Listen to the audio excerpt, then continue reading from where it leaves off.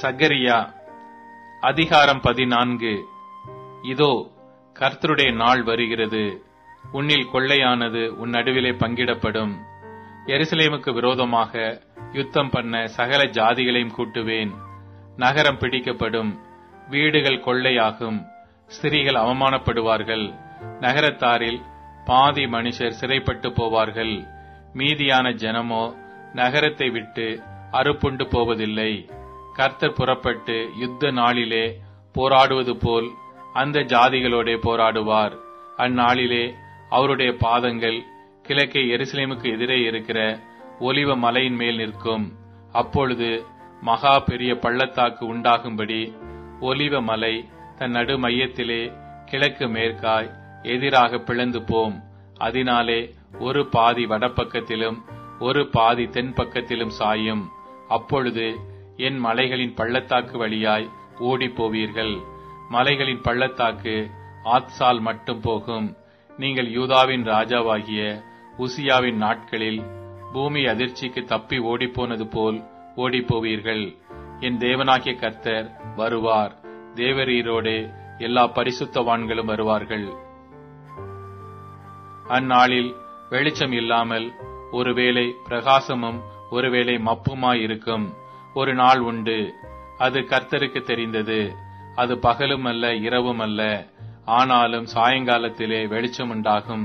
அந்நாளிலே ஜீவ தண்ணீர்கள் எருசலேமில் இருந்து புறப்பட்டு பாதி கிழக்கு சமுத்திரத்துக்கும் பாதி மேற்கு சமுத்திரத்துக்கும் போய் மாரி காலத்துக்கும் கோடை காலத்துக்கும் இருக்கும். அப்பொழுது கர்த்தர் பூமியின் மீதெங்கும் ராஜாவாயிருப்பார். அந்நாளில் ஒரே கர்த்தர் இருப்பார். அவருடைய நாமமும் ஒன்றாயிருக்கும்.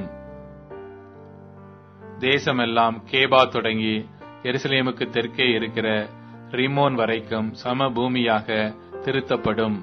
எருசலேமோ உயர்ந்ததாகி தன் ஸ்தானத்திலே பென்னியமின் வாசல் தொடங்கி முதல் வாசல் என்கிற ஸ்தலம் மட்டும் கோடி வாசல் வரைக்கும் அனானேயேல் கோபுரம் துவக்கி ராஜாவின் திராட்சை ஆலைகள் மட்டும் குடியேற்றப்பட்டிருக்கும். அதிலே ஜனங்கள் வாசம் பண்ணுவார்கள்.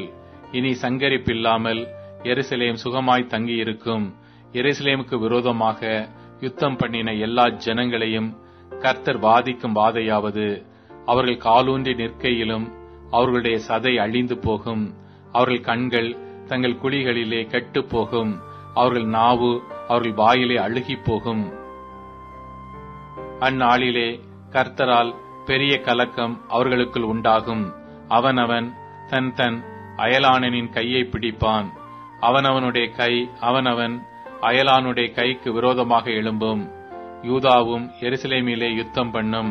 அப்பொழுது சுற்றிலும் இருக்கிற சகல ஜாதிகளுடைய ஆஸ்தியாகிய பொன்னும் வெள்ளியும் வஸ்திரங்களும் மகா திரளாக கூட்டப்படும். அந்த பாளையங்களில் இருக்கும் குதிரைகள், கோவேறு கழுதைகள், ஒட்டகங்கள், கழுதைகள் முதலான எல்லா மிருக ஜீவன்களுக்கும் வரும் வாதையும் அந்த வாதையைப் போலவே இருக்கும். பின்பு எருசலேமுக்கு விரோதமாக வந்திருந்த எல்லா ஜாதிகளிலும் மீதியான யாவரும் சேனைகளின் கர்த்தராகிய ராஜாவை தொழுது கொள்ளும்படிக்கும் கூடார பண்டிகையை ஆசரிக்கும்படிக்கும் வருஷா வருஷம் வருவார்கள். அப்பொழுது பூமியின் வம்சங்களில் சேனைகளின் கர்த்தராகிய ராஜாவை தொழுது கொள்ள எருசலேமுக்கு வராதவர்கள் எவர்களோ அவர்கள் மேல் மழை வருஷிப்பதில்லை. மழை வருஷிக்காத எகிப்தின் வம்சம் வராமலும் சோராமலும் போனால் கூடார பண்டிகையை ஆசரிக்க வராத ஜாதிகளை கர்த்தர் வாதிக்கும் வாதையே அவர்கள் மேலும் வரும். இது எகிப்தியருடைய பாவத்துக்கும் கூடார பண்டிகையை ஆசரிக்க வராத சகல ஜாதிகளுடைய பாவத்துக்கும் வரும் ஆக்கினை. அந்நாளிலே குதிரைகளின் மணிகளிலே கர்த்தருக்கு பரிசுத்தம் என்னும் விலாசம் எழுதியிருக்கும்.